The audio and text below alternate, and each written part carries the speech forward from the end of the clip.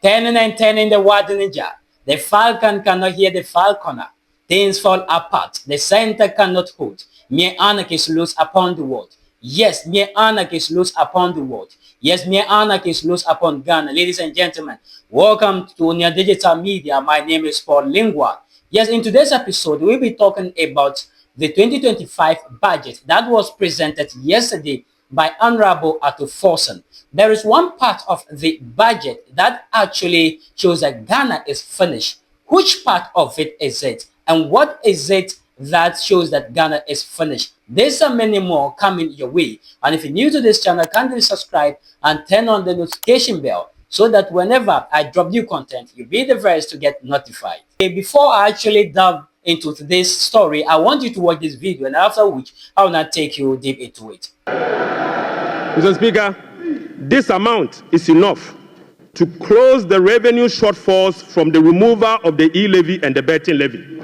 All right, so I want to believe that you are familiar with the video that I just showed you, and there is Honorable Ato Forson in your short presenting 2025 budget, and in that budget he made clearly known that some taxes were being removed, and this actually brought a lot of joy, a lot of happiness on the faces of Ghanaians and to so many people in this country. Yes, and there is one part of the budget that they fail to actually also give it attention. You know, we live in a world that whatever interests you, you actually try to, make yourself happy around that. As one thing that's actually baffling and many Ghanaians fail to give it attention is the fact that the minister pointed out that the government decided that they will be paying allowances to assembly members, and 100 million Ghana cedis is the money allocated for that.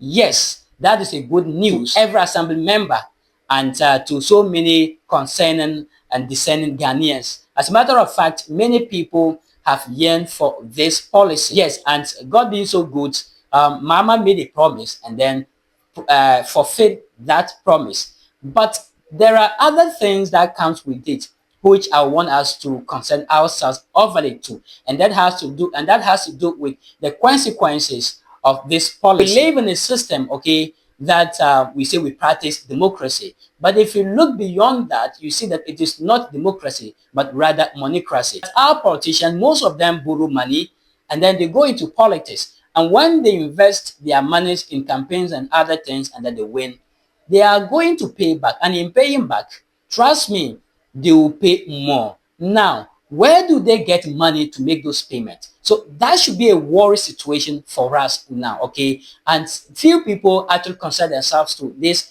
thing that I'm talking about. Today, John Mahama and his people are saying that they want to be paying, or at least giving some kind of allowances to assembly members. This is an institution, okay, that these people were not being paid or given anything.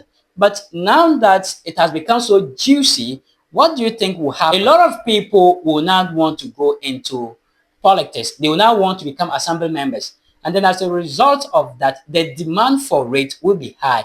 And people will use money to do what? To buy vote or to win the hearts and the interest of people to vote for them. So when that happens, money that they've invested, trust me, they will find ways and means to make that in twofold so that they don't run at loss. So giving assembly members allowances is going to actually affect us greatly, and many people do not know that because in this case people who want to go into that, they want to become assembly members, and then at least at the end of the month they should be paid their allowances. So that is one thing that I say it's problematic. But then the entirety of it is that it's a good move by the government, and I'm not condemning that at all, but I'm looking at the consequences that it will bring, okay, the repercussions that it will impose, okay, on this country and then the citizens for that matter. So one other thing too, I think that given assembly members allowance will bring,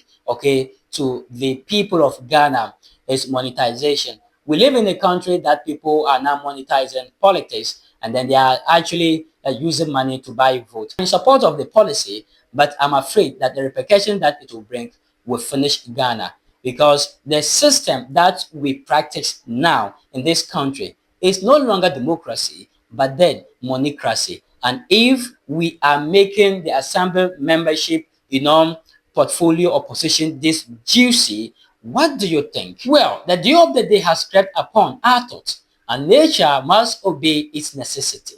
This is where we draw the curtains. Until we meet again, kindly subscribe and turn on the notification bell so that whenever we drop the content, you'll be the first to get notified. My name is Paul Lingua.